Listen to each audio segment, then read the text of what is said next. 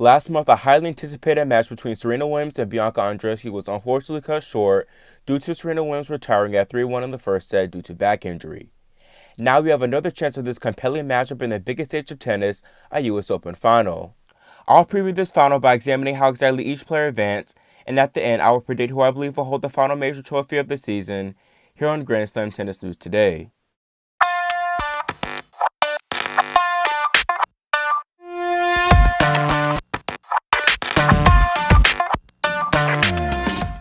In her first match, Serena made a highly anticipated first round between multi-Grand Slam champs a beatdown as she clobbered Maria Sharapova 6-1, 6-1 in just under an hour.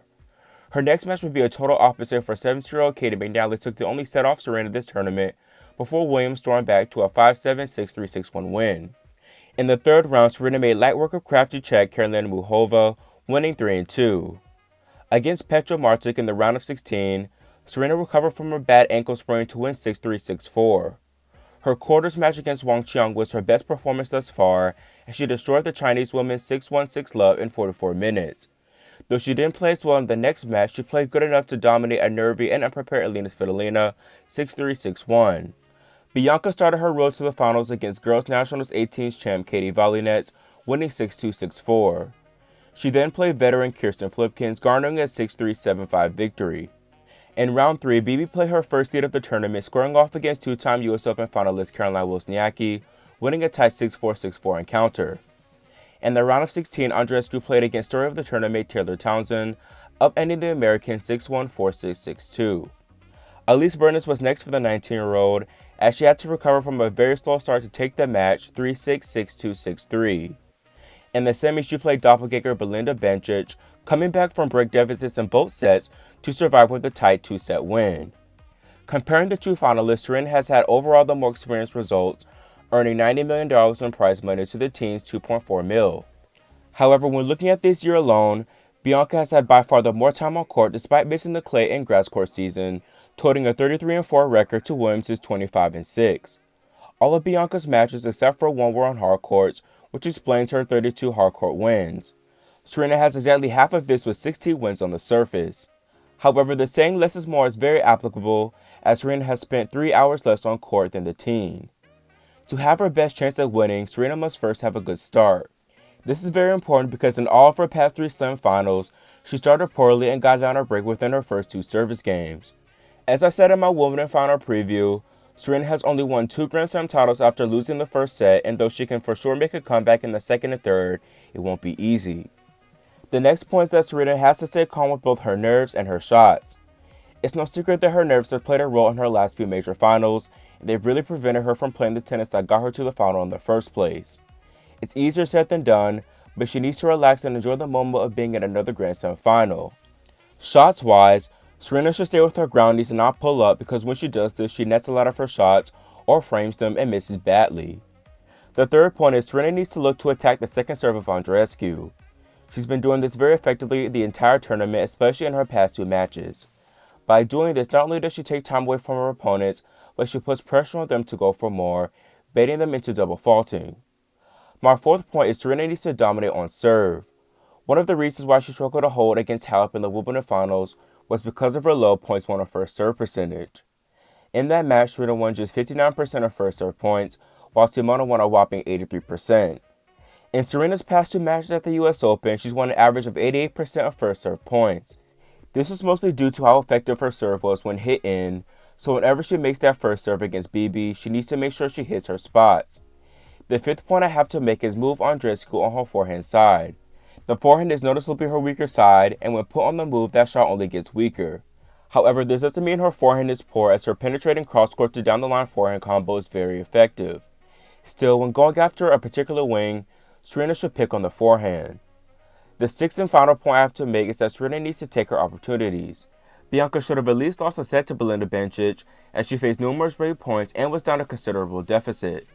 Bianca upped her game when her back was up against the wall, and to keep the Canadian at bay, she will have to take every little chance and close the door on her. Moving to Bianca, I have the same point as I did with Serena, have an early start. As we've seen before with Serena in big matches, whenever her opponents get a good hold on her early on, it's difficult for her to shake them off. If Andreescu gets that early break, it puts some early pressure on Williams, and extract some PTSD from her previous 3 finals. The second thing Bianca needs to do is stay close to the baseline and dominate the exchanges. Serena doesn't like to be on the defensive and doesn't play her best tennis beyond the baseline. Even though I told Alina Svitolina to defend in my preview, this was bad advice because right now Serena has high shot tolerance and can handle those long exchanges. Instead, Alina should have took it to Serena more and looked to be aggressive rather than passive. BB can't make that same mistake tomorrow, and I doubt she will because that's not her game. The third point I have to bring up is to make more first serve returns. To do this, you must have a semi-deep return position and anticipate the serve well, 2 things Halep did 2 months ago in the Wimbledon final. This frustrated Serena and only helped Halep, so the Canadian must do the same. Bianca should incorporate some low shots like slices to the Williams forehand, because that is one shot that she clearly struggles with. My 5th and final point for Bianca is to be fearless.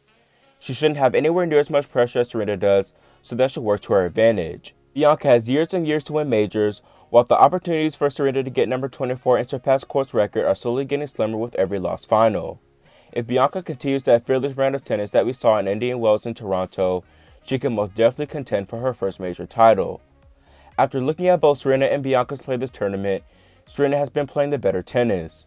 Bianca hasn't really had an entire match of her best tennis this fortnight, it only comes when she needs it. Serena, however, has had 2 world-class performances against Wong and Sharapova. This is actually good news for Andreescu because this only means the best is yet to come for her. And what better time to showcase that best than in a Grand Slam final? Off recent form, I'll give this match to Serena in straight sets, but adding this element plus the pressure of winning number 24 makes me worry of giving this prediction.